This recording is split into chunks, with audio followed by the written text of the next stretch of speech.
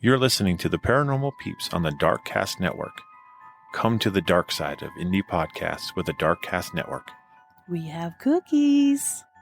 Between the realm of the dead and the journeys of the living, join Josh, Jamie, and Elisa as they delve into the vast world of the paranormal and breathe life back into the history of the departed. Hey, everybody. Welcome back to the Paranormal Peeps podcast. Woo-hoo! We're so excited. I don't believe you. As you can tell, we've got a full table again. We do. It's like almost a Christmas miracle. Oh, shut up. Oh, my goodness. We've got a great episode lined up for you guys tonight. But before we get to that, we've got an event coming up in October we want to tell you about. We do? We Only do. on October, Friday the 13th. Oh, we do. Benson Grist Mill. Yes. So we got a paranormal investigation. And before the investigation, we got a little bit of a costume contest going on. We do? Yep. Jamie, you're acting so surprised. I know. I'm hearing it for the first time, apparently. I don't know how that's even possible. I know. Bad memory. But yes, we have a public investigation. You can find tickets on Eventbrite, or we have the link on our social media pages. You can go buy your tickets there. So we are over halfway sold out. Sweet. So they are going, and I figure as time draws near for the investigation that they will go quick. So get them while you can. Yeah, exactly. We will not be opening up more spots. And for people who have been wanting to investigate on their own, this is a perfect opportunity because there's no groups that are being led.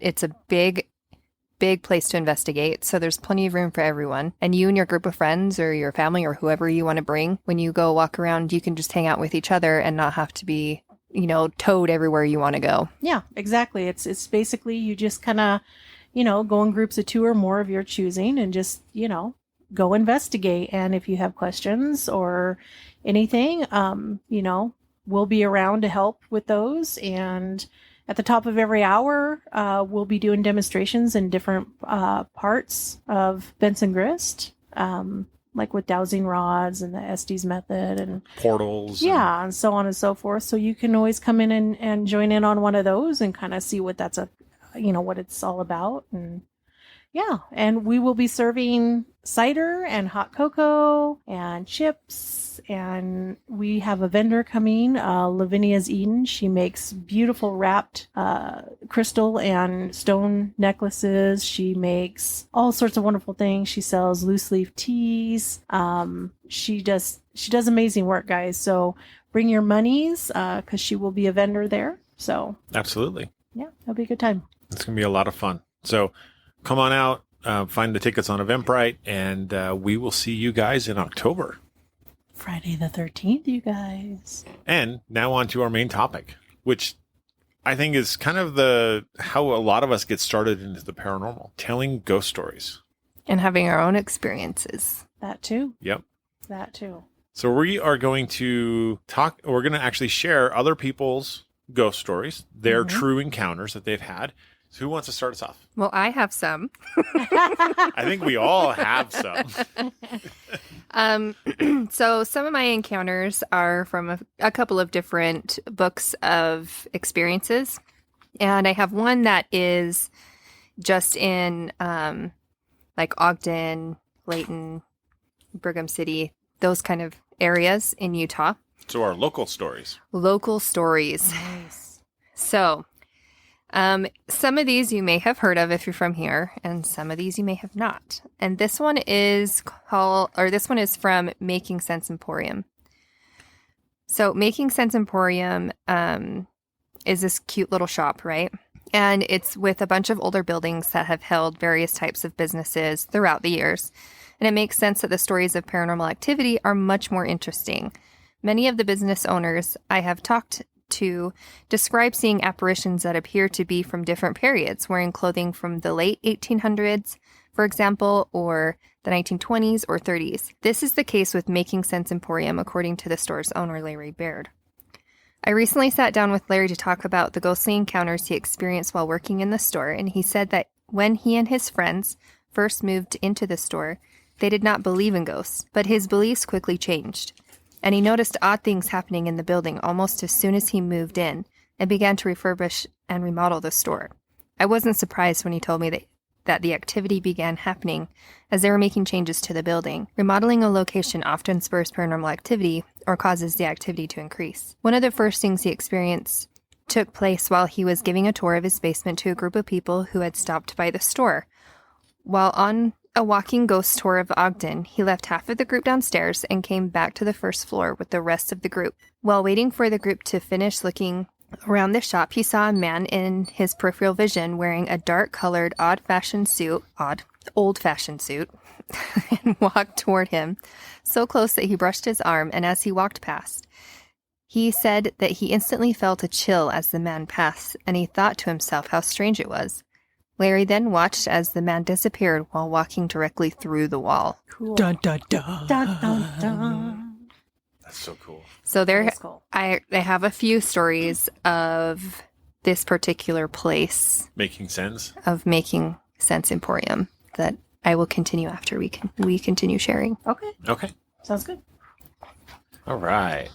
So I found this one, believe it or not, on a website called Fascinate.com. It ended up in one of my social feeds, and it's like talking about ghost stories. And the story that caught my eye, I couldn't even find on the webpage, but this one is really neat. Okay, so this is kind of creepy. I'm an adult who doesn't believe in ghosts and such, but then I think of this experience and wonder what the heck is wrong with me for being so stupid. I'd hardly call it an imaginary friend, but when I was around 12, I lived with my brother and his family. We moved to a new home, and one of my nieces, who was about 4 or 5, would always avoid a certain corner of the house because she was scared of the Green Lady. The Green Lady was pretty much always located in the same corner in the family room, but on a couple of occasions she'd move. So my older niece, who was about 9 at the time, would pick on her little sister and throw her toys into the corner. My little niece would avoid it like the plague. Then one day, her big sister pushed her into that corner. I swear, never in my life had I ever heard such a blood-curdling scream. Never again have I yet, and I hope never to hear that kind of scream again. She didn't even run away from the corner. She was backed into it, looking upwards in terror. Her fear had us all scared, I think. My older niece never messed with her little sister about that corner again. Actually, none of us really screwed around with that corner again. Friends thought we were joking when they'd come over, and we'd casually say, "Oh, and stay away from that corner because we're pretty sure an evil ghost lives there." So when did the Green Lady finally move from the corner? Here's the messed up part. According to my niece, when my brother and his wife discussed moving out of the house, the Green Lady did not like that. So at bedtime, she followed them into their room. The other time the Green Lady got mad again at my sister-in-law, got pregnant, and so she moved to the nursery and stayed in there. During the time we lived there, which was about 2.5 years, all sorts of things went really wrong. My sister-in-law lost one of her twins she was carrying. The surviving twin was born with spinal meningitis and all kinds of problems. It was at least a month before the baby got to come home. Then my sister-in-law developed cervical cancer. Later, in my sister-in-law's mom, who uses a walker, fell in the freaking pool and injured herself. Plus, we couldn't keep pets alive anymore. We had a golden retriever, a cocker spaniel, a cat, a couple of pet rats, and a guinea pig. The dogs got sick with pancreatic cancer. Tumors grew on their sides.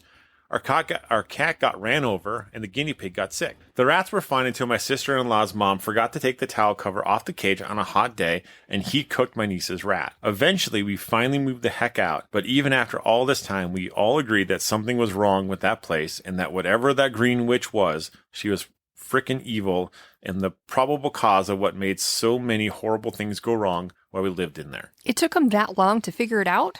Oh man, I mean, moving like a lot quicker than that. Right? Oh, geesh. Man, That's a lot of hard stuff. no, thank you. Yeah, that is nuts. Freaking evil green witch. All I can, well, they should just threw water in the corner. I'm melting. Give me your socks.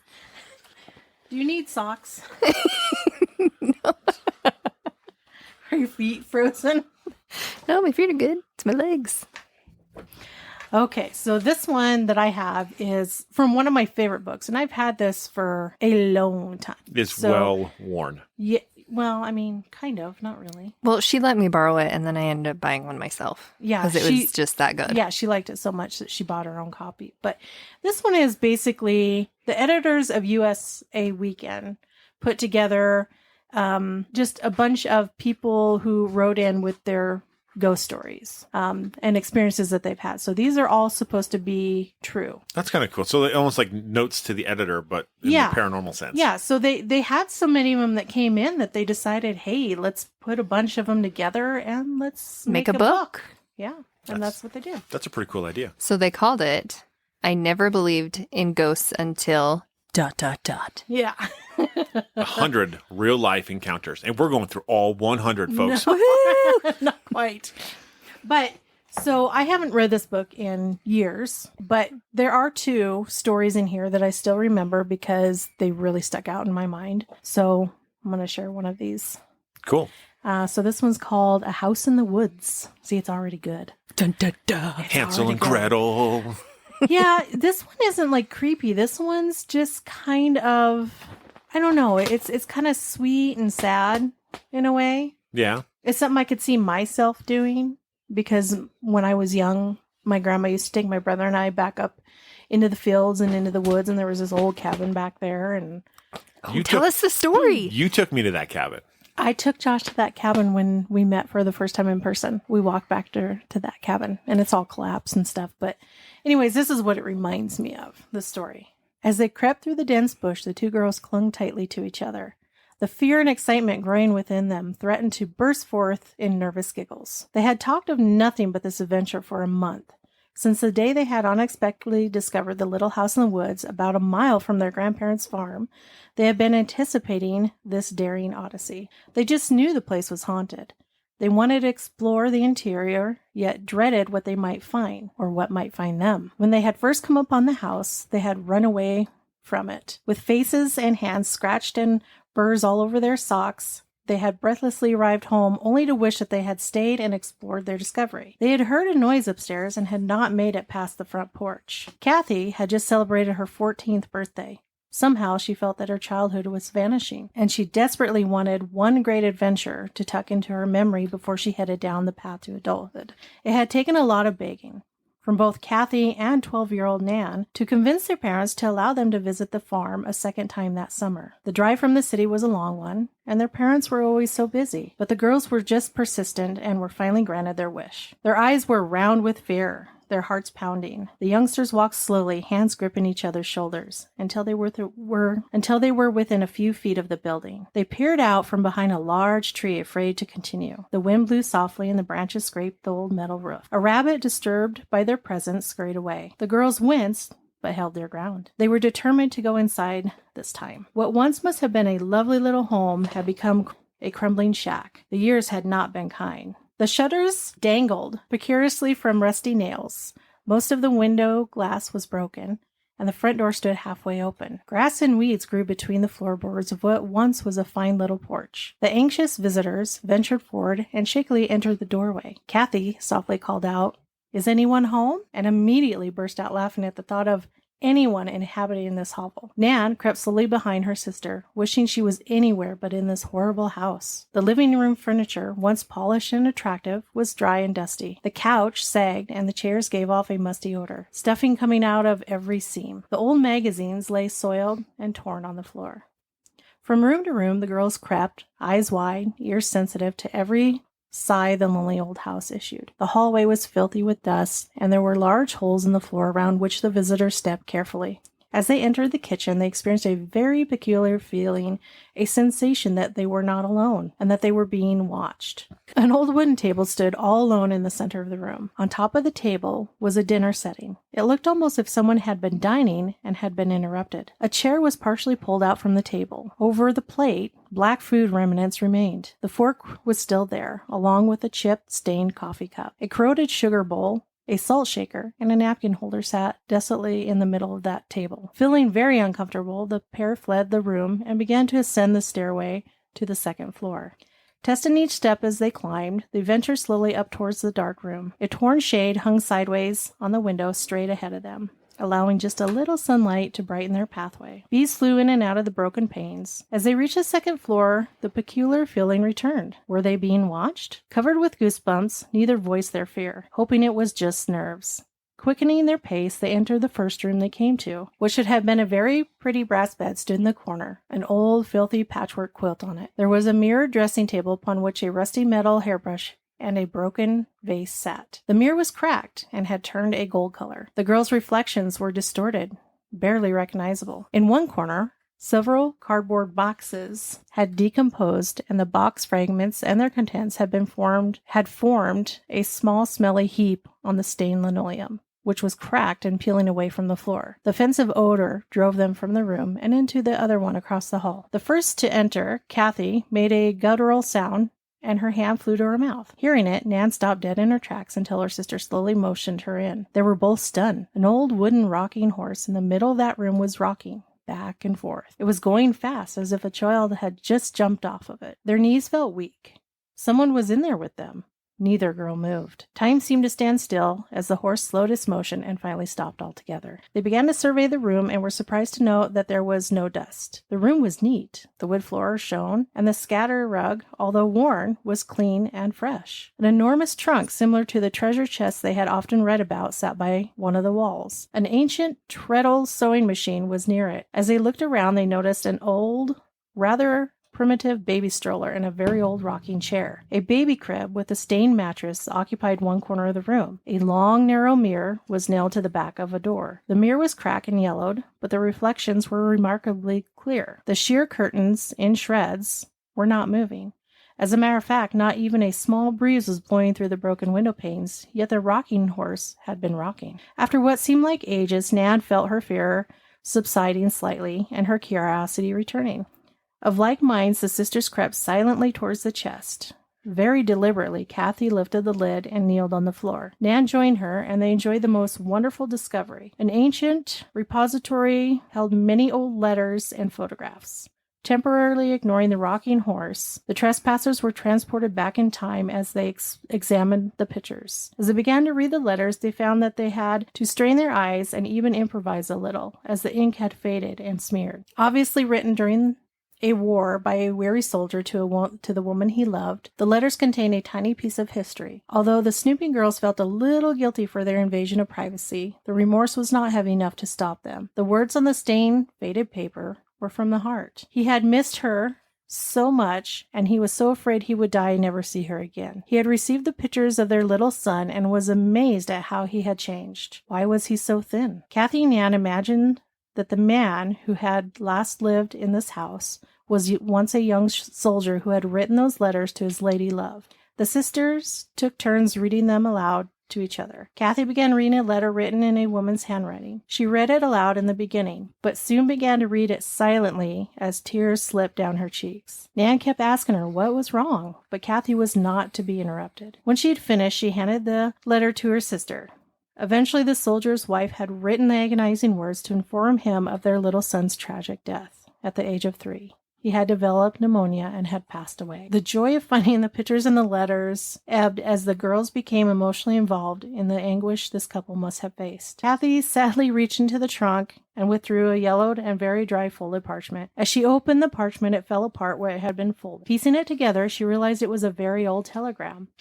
It simply stated that the soldier's wife was dead. She had taken her own life. That poor man. First his son, and then his wife. Nan placed the pieces on her lap as she read the words in the strange large type, unconsciously smoothing the pieces of paper with the palm of her hand. Without speaking, the unhappy pair placed everything back into the old chest, closed the top, and stood up to leave. They had no right to be there. They wanted to go home. As they headed towards the door, they both glanced at the old rocking horse.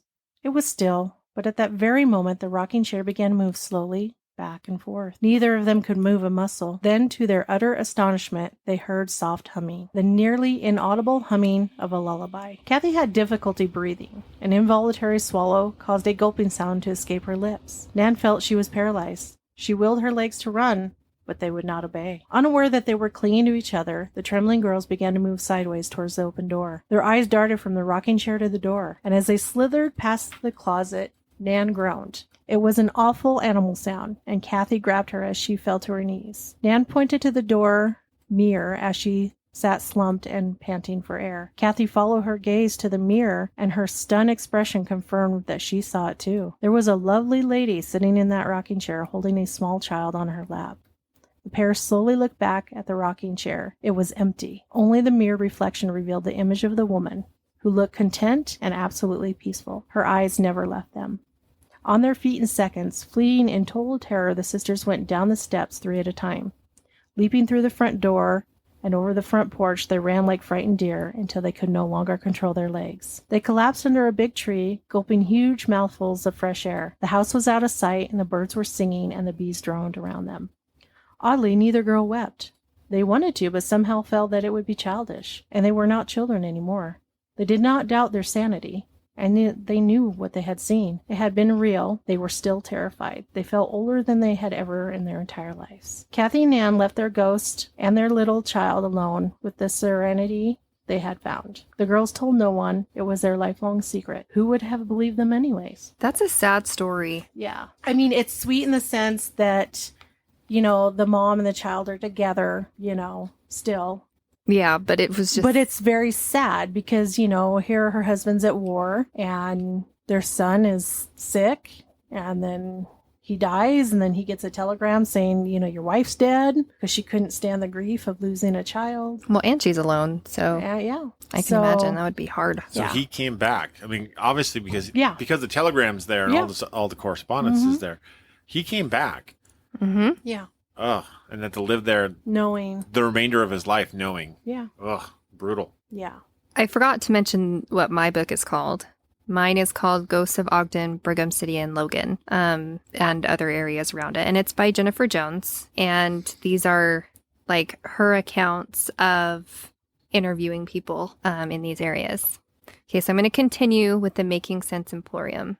Larry and other people who have spent time in the store when the shop is closed have also reported the sound of boots on a wood floor. The store originally had wood floors on the main level, which was covered by cement floors years ago while the building was being refurbished. A few days after hearing that, they found dusty footprints on a piece of old carpet in the basement. The prints led to the wall, as if something or someone had walked through the wall. Psychics who have visited the store have said that there is a young female spirit that spends a lot of time in the store, and as well as men whom they refer to as the captain. He is said to have been an Ogden police officer in the early 1900s and was responsible for visiting the various brothels to collect the fines from the working girls. One of the most startling occurrences at Making Sense happened when people came to the store and asked Larry if he would show them the bricked up tunnel entrances in the basement. It was almost closing time, so Larry said that if they would just wait a few minutes, that he would take them downstairs once he had closed shop. He locked the front door and went to the group and took the group into the basement, only to find that the basement door wouldn't open. Something was pushing up against it from the other side. There was only one entrance to the basement, and Larry couldn't understand how the door could be locked. To get out of the basement, one would have to come through that door, and he was the only one in the store that night. He told me it was the strangest thing. He had been down in the basement earlier that evening, and there was nothing close to the door that could have fallen over or blocked it. He was able to push the door open enough to squeeze through, and he found that some supplies that he had kept in the basement had been stacked up against the door. Somewhat rattled, he laughed it off and led the people into the basement to have a look around. It wouldn't be the last thing that happened in the basement. Larry often let paranormal teams come in after closing to investigate the building. For groups he knew well and trusted, he allowed them to lock up the building when they were done so that he wouldn't have to hang out all night. One morning following an investigation, he came into the shop and went into the basement to get some supplies. He saw broken glass all over the floor. A few jars he used for his soaps and lotions previously stacked on shelves lay shattered in the middle of the room. Larry immediately called the person in charge of the group to complain. He told me that he was shocked because he had known this group for some time and he had never had any problems with them in the past and didn't think that they would damage anything without at least leaving a note or cleaning it up. When he asked the director of the team what had happened the night before and why the basement was such a mess, the man told Larry that they had left the store in the condition they found it. Larry told me that the man was extremely apologetic and sounded legitimately surprised. Larry believes that whatever broke the jars did it after the paranormal team had left that night and was possibly upset because the paranormal team had been trying to provoke the spirits during the investigation. Naughty, naughty. Shame, shame. Can't be doing that crap. Nope. All right. On to The Ghost of Oxford Milford Road. Okay, that's a name. Right? So this is written and edited by a man by the name of Brad Culp. I hope I said that right. When Brad Culp was a student at Miami University in Oxford, Ohio, there was a rumor that the town was one of the most haunted places in America. When Culp started on Campus magazine, he couldn't wait to write about several of the area's most famous phantoms. Not long after his story published, though, he kept finding himself thinking about one ghost in particular, the ghost of Oxford Milford Road. As the story goes, many decades ago, probably sometime in the 1940s, there was a young man courting a young woman in the rural part of town. Because the woman's parents didn't approve of the match, each night he visited under the cover of darkness. After her parents went to bed, the young woman would sneak out of her farmhouse and flash the lights of her parents' car 3 times. Then the young suitor would ride his motorcycle down the road. One night, he took the turn right before her house a little too sharp, says Culp. The motorcycle went one way, he went the other. His injuries were so severe that he did not survive. Rumor has it, however, that his love-struck ghost still haunts the stretch of Milford Road. Curious, Culp, his girlfriend, now his wife, and a friend decided to head out there one night to see if they could verify the tale. His girlfriend was worried they'd be completely freaked out. She believes more in that stuff than I do, Culp says. But he was mostly concerned that his suspicions that none of this was actually true would be confirmed. On this particular night, as Culp passed the abandoned farm, an idea came to him, and he pitched it to his girlfriend. How could she not say yes? Though reluctant, she relented, and Culp turned a short way into the farmhouse driveway. He killed the engine and flashed his lights 3 times. No joke. There was a single headlight that appeared 3/4 of a mile down the road, Culp says. You saw it start to come, going pretty slow. It kept coming and coming. My wife was freaking out. It was coming closer and closer. As a collision seemed imminent, Culp turned on his car lights. He expected to see a kid on a bike, bailing out from his prank now that he had been caught. But there was nothing there. The light is just gone, he says. They got out of the car. They walked around, trying to figure out what it was that they could have seen. To this day, we still talk about it. I saw something I cannot explain, he says. If you get him and his wife around a campfire, they'll swear up and down that the story is true. And if you're ever in Oxford, Ohio, consider parking for just a few minutes in Oxford Milford Road at night and test your own nerve. I'd do it. I'm Let's in. go. Right? I'm packed. Let's go. Okay, so my next one is, again, from I Never Believed in Ghosts Until ... So this one is called A Woman in the Well. That's always going to end great. You know it. Oh, how could it not? It's a classic. She went for a swim. I mean, seriously, Right? come on, people. It was a hot day. Come on. Okay, so this person who wrote in says, I'm 14 years old and not afraid of ghosts. I never have nightmares, and no one has ever accused me of having an overactive imagination. But I did have one experience that I can't explain. I have never told anyone about it, and I have never before written it down. I did, however, make a couple of brief entries into my diary. Believe it or not, I have kept a diary since I was 5 years old. The entries I made in August 1983, when I was just 7, have given me the sequence of events for this account. We lived on top of a steep hill near a small town. Behind our house, there were miles of woods and hills, and a line of trees where a hayfield started. It was a mile further past that to the first back road, so you can see we lived way out in the country, and it was a scenic and quiet place. My dad used to make a big deal out of taking my younger sister Emily and me for a hike. We would pack peanut butter crackers and soda, potato chips, and whatever else we wanted into a backpack and set off out back into the woods. Dad would take a knife on his belt just in case. We also carried rusty penknives and a compass. We usually took a camera and a big bag to collect things. When we were about 50 feet into the woods, when we could no longer see our house, we might as well have been in the wilds of Alaska. Everything was interesting. We probably walked for about a quarter of a mile before we looked for a place to break out the food. After we had eaten, we would look for stuff. We would collect giant toadstools, feathers, acorns, special rocks, and items like that. Dad carried the bag. One day we realized we were in the middle of an apple orchard. There were apple trees all around and tons of apples on the ground. There were several kinds of other trees that were mixed in, and the apple trees looked old and not very healthy. We had been this way many times before, but had never noticed what obviously was an orchard. We hiked a little further around the side of this steep hill and noticed a pipe running along the ground. It was an iron pipe, very rusty, and kind of buried in the leaves, visible just here and there. It ran up the hill, more or less in the direction of where we had eaten our lunch. Dad made a game of tracing the pipe. He really didn't know what to make of it himself. We followed it down to the bottom of the hill, where it ended at a flat place. We saw nothing special there. Then it was time to go back. I guess we'd been out there for about an hour or so, and we followed the pipe back up the hill. Finally, we lost it again, but we continued to walk in the direction the pipe was pointing. Near the top of the hill, we came to a round pile of flat rocks about 2 feet high and about 6 feet 6 feet wide. It was a well. The entire inside of the well was lined with flat stone, and it was deep. Dad said it was 15 feet deep, maybe more. If you looked over one side, you could see a reflection of your face down there in the water. We dropped in some stones into the water, and Dad took some pictures of our reflections. He said that an open well was very dangerous, and he wondered why no one had covered it over. We sat on the edge of the well, one on either side of Dad, and finished the crackers and soda we had saved for the hike back. While I was eating, I looked down at my reflection and dropped a small stone into the water to make rings. When the ripples stopped, my reflection would be crystal clear again, but one time it wasn't. When the water became calm, it wasn't myself that I saw looking up at me. I must have made a noise or gasp, because Dad looked at me and told me to be careful. I looked back down, and there it was again. I looked at Emily. She was looking in the well, but she didn't seem very interested. I could tell that she was looking at her own reflection, but what I saw was an elderly woman. She had white frizzy hair, and she was extremely skinny. She had the kind of neck where the bones stick out. She looked content. I mean, she wasn't screaming or scary or anything. I looked around and saw that there was no reason for that reflection to be there.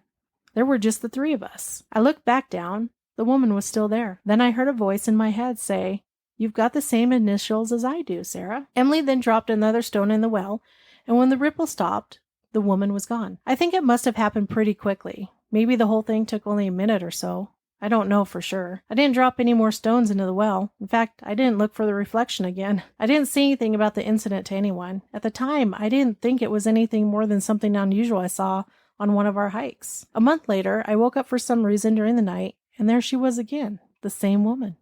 She was wearing a white apron, and in my head I heard her say, "When you come back to visit me again, Sarah, be careful around the well." She was just standing there at the foot of my bed. Even though she didn't say so, I knew she was the owner or the wife of the owner of the orchard. Even after she faded away, I could smell apples. She seemed at peace and kind, and I wasn't afraid, but she might have been there for about a minute, and then she faded away. That was the last I ever saw of her. We never hiked in the direction of the well again, and about a year later we moved to another town not too far away. I guess there were always ways to research just who owned the property years ago, and I know I will someday. I bet that someone with my initials lived there in a house that was torn down about 100 years ago. Maybe she knew what she was talking about when she told me to be careful by the well. Cool, creepy cool. That'd be cool. That would be awesome. That would be really neat. Also terrifying. Yeah, I mean, in a way, sure. That's always been one of my biggest fears, is looking into a reflective surface, right? Oh, and a seeing- mirror or Yeah. water or something like that, and seeing either something else there Yeah. or something behind you, right? Yeah. It's a typical horror movie, like freak out, but man, That's what instills that fear in you, is watching those sort of shows and movies. Well, what's that one with the girl that comes, her hair... The Ring? The Ring. So me and my friends back in the day, we watched that movie and we went out into Payson Canyon. And in Payson Canyon, there's a place called Beer Can Flats. And in Beer Can Flats, go a little bit ways behind the trees and there's just this well all by itself in the middle of these trees. Like, well, there's a clearing. Right. And the well is like in the middle of it. It looks really random. Yeah. So I left my friends, and most of my friends are guys.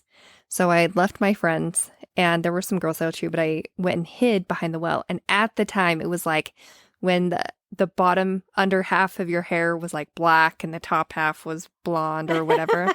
Yeah. So my hair was like that, and it was really dark, and it was really long, and I had flipped my hair over, Oh, jeez. and I hid behind the well, and I screamed, and my guy friends come running like, I'm going to come save you, right? You know? Right. And here I am, and I was a dancer, so I could move like in odd positions. Yeah. So I get up on the well, and I just start creepily moving with my head forward, and my hair's flipped over, and all my guy friends screamed and booked it running. They're like, you're on your own. Yeah. We're out. We're done But- with this stuff. But what was crazy though is as I was coming out, I was laughing. Normally I'm not scared about, being by myself at night. But at that time, like I was walking out by myself and I heard something super creepy, not human. And I am alone Oh. and there's nothing else out there. And so I actually start running because something got me. Oh my gosh. So I don't know. That's a it was little cool. karma. I know, Reap right? what you sow. They were like, "You think you did a good job? What's this? Watch this, sucker." Oh, that's funny. Okay, so my next one is from the Browning Theater. The Browning Theater is a very large open room in the main entrances at the south end of the building and a large stage at the north end. The wall that faces the train tracks has a few large windows that at one time looked directly into the train platform. Today, that area is enclosed and is referred to as the theater annex. We walked further into the theater and headed toward the stage, where people have reported activity, mainly seeing shadow figures and hearing voices and footsteps. We stood near the stage for a few minutes, acclimating ourselves to the natural sounds of the room, such as the AC systems, the noises from outside, and the sounds of the old building makes when it settles. To our left was a door that opened to the theater annex, and it was propped open. We thought we heard footsteps in the annex, so we headed in the direction to see if another member of the team was in the area or possibly outside of the building, walking along the tracks. When I got farther into the annex, it was as if the area had an electric charge, like I had stepped through a wall of static electricity. The hairs on my arms and on the back of my neck stood on end, so I immediately stopped and just stood there. I looked up from my EMF meter and saw that what appeared to be a shadow figure. It was shaped like a man, about 6 feet tall, and it moved away from us as quickly toward the south wall and disappeared into the darkness. Robert, a member of our team, and I immediately took off after it, but by the time we got to the annex, there was nothing there. The former train platform was dark and silent, leaving no evidence of what might have been and what we had just seen and heard. One of the best stories of ghostly activity in the Browning Theater comes from the Union Station's longtime handyman, Jared Whitaker. Jared was charged with securing the building each night after all the employees and volunteers had left. He's also the one who stayed with the various paranormal teams that had been given permission to investigate the building, and I enjoyed listening to his many creepy tales over the years. When I asked Jared to tell me the spookiest thing he'd experienced at the station, he immediately said it happened to him one night after he had locked up the building and headed home. Jared told me it was a little after 10:30 p.m. and he was about halfway home when he received a phone call from the alarm company letting him know that the alarm for the lobby door had gone off, and someone was apparently walking around the lobby. He turned his car around and headed back to the station, only to find that no doors were open or unlocked, and there were no signs of forced entry, and he couldn't see anyone inside the lobby. He got back into his car and again headed for home, making it about to the same point he was before when he got another call from the security company that the same lobby door alarm had gone off again. This time, he thought he'd better check it out more thoroughly. Someone must be inside that building. He stopped to pick up his dad, and they returned to the station to clear the building together. When Jared and his dad got back to the station, they started on the second floor, checking the hallways and the rooms to make sure no one had gotten in and was hiding. After they cleared the upstairs, Jared's dad went outside to walk the perimeter of the building, make sure no doors had been forced open and no windows were smashed. Jared went to the main floor to set the alarm, and as he was getting ready to enter his code, he said he heard the door shut on the north side of the building, in the direction of the Browning Theater. His dad was waiting for him just outside the door closest to the alarm keypad, and Jared motioned for his dad to come inside. They headed toward the Browning Theater, and he said that as they stood just outside the theater, they both heard what sounded like a couple of people running outside the theater. Jared immediately ran into the theater, and his dad ran outside and headed toward the back exit just in case they exited the building from the area behind the stage. Jared said that when they got into the theater, it was completely silent. He met his dad at the back door and realized that there was no way anyone could have been in the building that could have gotten out without being seen. Jared said that they headed home, and just as they pulled into the driveway, his phone rang again. And it was the alarm company calling him to let him know that the lobby door alarm was going off again. He said that he knew it was just the ghosts of the building acting up. He told the alarm company to disregard any further alarms that night. The experiences that both Jared and I have had in the Browning Theater and Annex have been experienced by numerous other people, to the point where the particular ghost is named Hootie. Hootie. Hootie. And he's got some blowfish. Oh my goodness. Okay. So the next story I got is called The Ghost of La Parva Ski Resort. And it was told by Drew Tabaki. He's a professional skier. Throughout Latin America, you'll hear variations of the story of La Llorona, or the Wailing Woman. Sometimes she's lost her husband. Sometimes she's lost her children. Sometimes it's both. But in La Parva, a ski spot in the Chilean Andes, the Wailing Woman is named Lola, and everyone in the area swears they knew her before she died. A local restaurant owner said he dated her. Pro skier Drew says. Adding to the ski patrol, he heard the story from pointed at the exact hut where this tale takes place. The story starts on a nice day in peak ski season. Lola and her son planned to spend the day on the slopes. As can happen in the Andes, a thick fog rose up from the valley, which often precedes the arrival of a real storm. The clouds enveloped the two as they were making their way down from the top of the mountain, and they lost contact with one another. Desperate to find her son, Lola began screaming his name as she ran through the thick fog. Unable to see clearly, though, she stumbled down a steep slope and began sliding towards a rocky couloir, which is a cliff. By chance, a local lift operator who was returning to his cabin came across her body. He was afraid she was dead, but on closer inspection, he found that she was still alive, just barely, Tabaki says. Her body was covered in lacerations from sharp rocks, and the only word she said, in the faintest whisper, was her son's name. The lift operator worked to carefully pull her body to his cabin, which was just up the hill. He bandaged her cuts as best as he could and then ran to fetch the doctor. Together, the doctor and lift operator made their way back to his hut, the fog hanging thickly in the air. When they arrived, though, the bed was empty. Just the bloody sheets remained. Neither the woman nor her son were ever found, Tabaki says, but locals report hearing her wail for her child whenever they're near the lift operator's cabin. And here's the thing, Tabaki does not believe in ghosts. Something, however, changes when he arrives in Chile each winter. Maybe it's the fact that from La Parva you can see up to Cerro El Plomo, an Incan child sacrifice site. Maybe it's because Tabaki was simply read so many magical realism books by authors like Juan Ruffalo and Gabriel Marquez. But sitting alone in his cabin in the Andes, with the wind whipping and the candles flickering, he swears that every now and then he just can't tell if what he's hearing is a woman or the wind. Crazy. It'd make you wonder. Right? Your turn. Okay, this one's called A Husband's Love.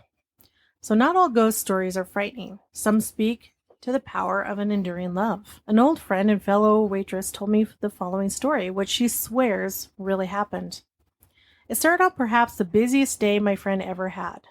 The other waitress scheduled to work never showed up. There was no hostess or busboy, just my friend against a hungry world. She figures she served 22 parties at one time. Cocktails, appetizers, pasta, lobster, cordials, and on and on. The temperature was 91 degrees outside, and it was unbearably humid. The temperature in the kitchen was probably 10 degrees higher. By the time she left work, her uniform seemed glued on. As soon as she reached home, she peeled off her clothes and jumped into the shower. No sooner was she out of the shower than the sweat started to pour off her yet again. So she put on a bathing suit and decided to spend the remains of the evening swimming and floating in the ocean near her home, and then drying off on the sand. She says she stayed at the beach for hours, until it grew very dark. A heavy thunderstorm was on its way, according to her little radio, so she left for home. She fell into a very deep sleep as soon as her head hit the pillow. The activity of the day, no doubt, had finally taken its toll. Later, she says she lost all track of time. She awoke to the crash of thunder. Lightning lit up all the windows of the little house. It was impossible to fall back asleep right away. So she went downstairs to get something warm to drink. As she went down the stairs, she heard footsteps in the kitchen and the clattering of dishes. A chill ran through her. After quietly tiptoeing to the kitchen, she peered in. There was her husband, placing a cup of tea down on the table and stirring it. He was a policeman, and that month he was working the night shift. She assumed that it was because she had been sleeping so soundly that she hadn't heard him enter the house. In her relief that he was not a burglar, she says she laughed loud. At first, he was startled by his wife's nervous response, but then he also began to laugh. "Sneaking up on me, are you?" he asked. He picked up my friend, ran in the living room with her in his arms, playfully tossed her on the couch, and tickled her. She is uncontrollably ticklish and couldn't stop laughing. Then he kissed her. "How's the restaurant? Busy these days?" he said. "Today we were very busy. I was so exhausted I didn't even hear you come in. Then this terrible storm woke me up. I couldn't sleep. It felt chilly all of a sudden, so I came down. Come on, I made plenty of tea for you too. How was your shift? Any problems or arrests? Anything exciting to tell me?" The couple walked back in the kitchen, and he poured her a cup of tea. The most delicious tea my friend had ever had. She normally didn't like tea, but she said that this tea tasted very good. It was strangely soothing to her mind and body. "No, tonight was quiet, honey. A real piece of cake. I had a lot of time to think and talk to myself. I thought a lot about you and the children. I feel bad that you work so hard. It's rough having to support 6 kids these days." 6 kids. Sorry. a lot. I was just like, whoa. These days? Every day. Any day. Okay, sorry.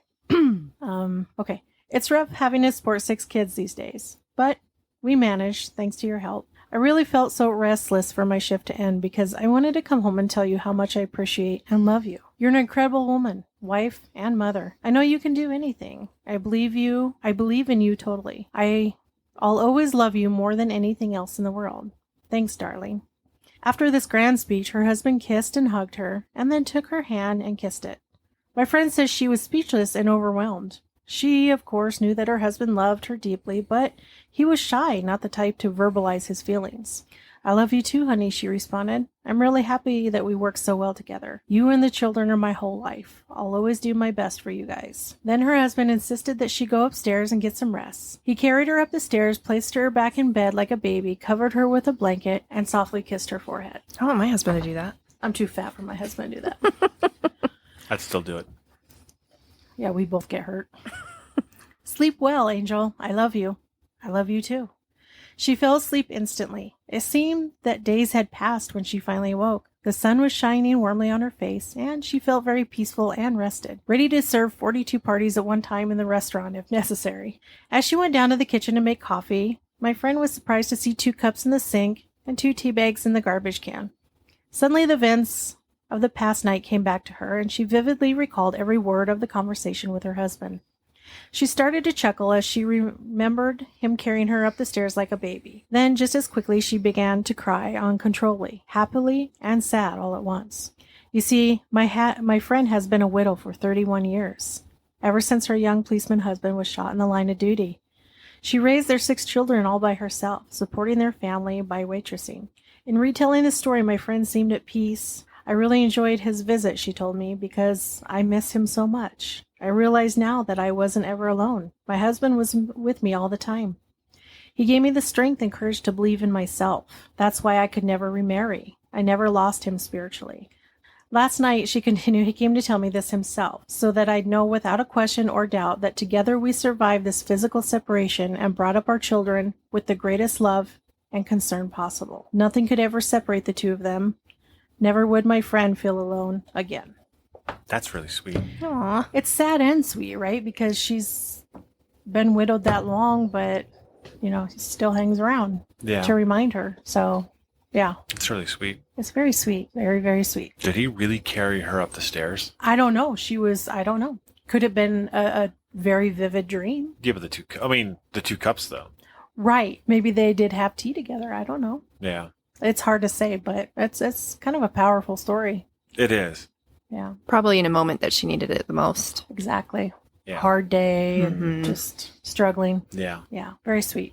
So now it's time for our latest segment of our podcast, the cookie of the episode. Yay, cookies. No, Which, I gotta say, Jamie makes some amazingly delicious cookies. Yes, she does.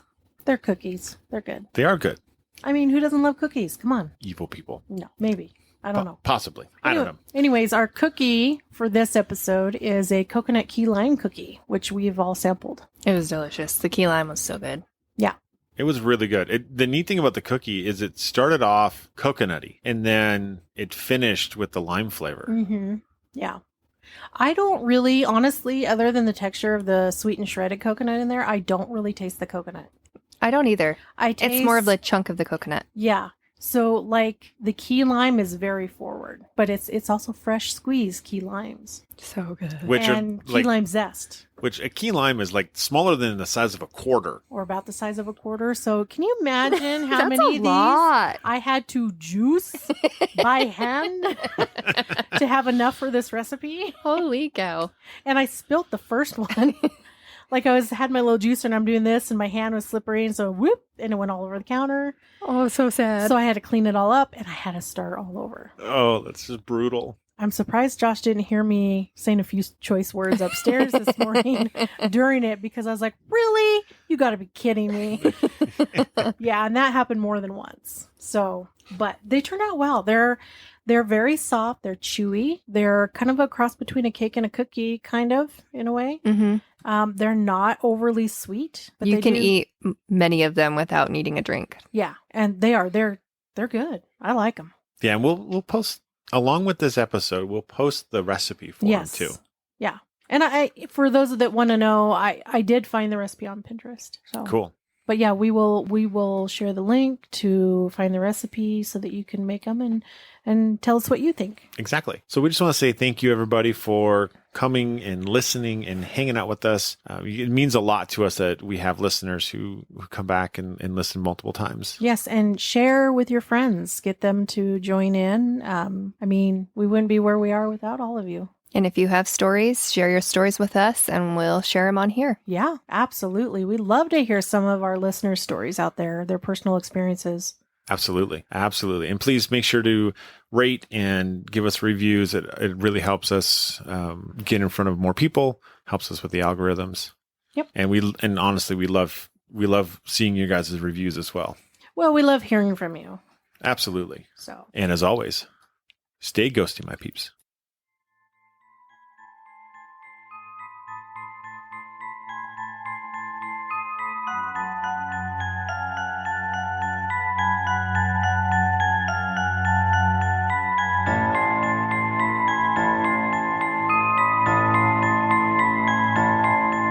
She was frickin' evil, and stupid phone. Did you know you said a bad word? you know you said cockroach. What? Yes, you did. A cocker spaniel. I know. No, but you said cock and then you Said cat. you said cat. Oh my gosh. I'll laugh at that when we play it back. Okay. Clung tightly. Sure. Let me start over. So you're saying I need to go get a doll. That's what I'm saying. The show upstairs.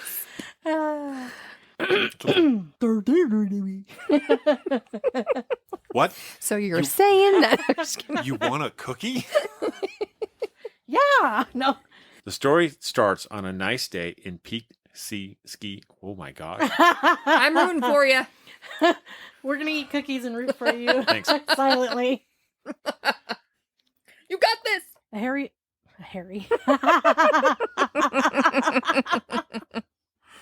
When Harry met Sally. A Harry. A hairy man came on. No, a Harry thunderstorm. Don't want to know. Okay. Thank you for listening to the Paranormal Peeps podcast. You can find us on social media at Twitter at CPR Paranormal, on Facebook at Paranormal Peeps Podcast and Cold Spot Paranormal Research. And you can find us on Instagram at coldspot_paranormal_research.